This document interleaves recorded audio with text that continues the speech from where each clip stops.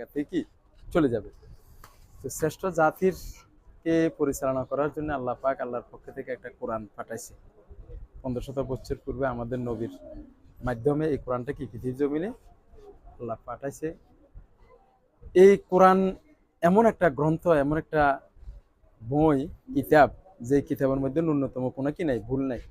আজকের দিন পর্যন্ত কেউ কোনো ভুল খুঁজে পায়নি, এমনকি কিয়ামত পর্যন্ত কি পাবে না। এটা অবিকল অবস্থা কি বিদ্যমান থাকবে, যেহেতু আল্লাহর পক্ষ থেকে প্রেরিত কিতাব। এটা দুনিয়াবি কোনো মানুষের কি লিখিত কিতাব নয়।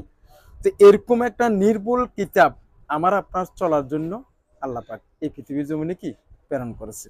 সেই কিতাবটা যদি আমরা একটু পড়ি, অধ্যয়ন করি, বুঝি এবং সেই কিতাব অনুযায়ী যদি নিজেরা একটু আমল করি, তাহলে আমি আমাকে একটু কি আল্লাহর একজন খাঁটি বান্দা হিসাবে কি তৈরি করতে পারবো। আমার পরিবারটাও কি সুন্দরভাবে কি চলবে, আমার রাষ্ট্র ব্যবস্থাপনাও কি সুন্দরভাবে চলবে।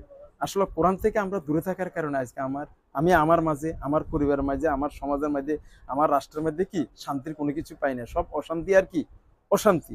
ওই শান্তির জায়গা যে জায়গা, সেই জায়গা থেকে আমরা কি দূরে সরে রয়েছি।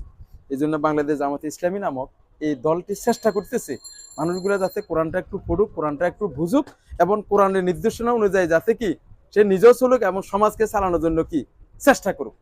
এই জন্য বাংলাদেশ জামাতে ইসলামী সারা দেশব্যাপী গণসংযোগের কাজ চলছে। আমরা ইতিমধ্যে আল্লাহর রহমতে বিভিন্ন লোকজনের কাছে গেছি, দাওয়াত দিছি, যারা কোরআনের পক্ষে, ইসলামের পক্ষে এবং আল্লাহর এই প্রেরিত বিধানের পক্ষে তারা কি করে, হ্যাঁ আমরা এই কথাগুলোর সাথে একমত, আমরাও চেষ্টা করা কি দরকার। সেই লক্ষ্যে ধরেন না এই আমরা আহ্বান করতেছি আপনাদেরকে এই জামাত ইসলামের সহযোগী ফরম পূরণ করার জন্য বা সমর্থন দেওয়ার জন্য।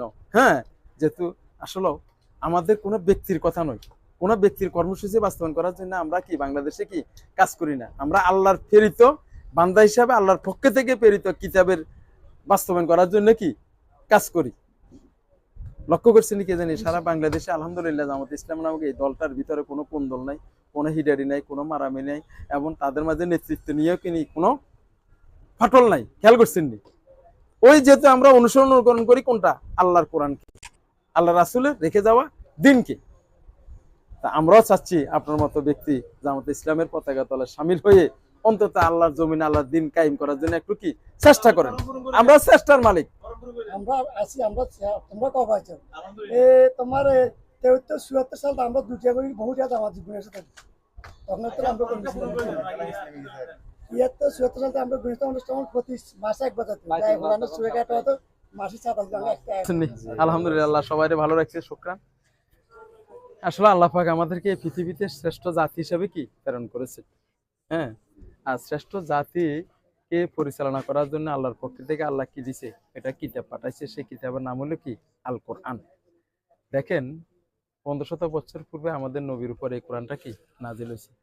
নাজিলকৃত এই কোরআন সেই সময়কালীন যেভাবে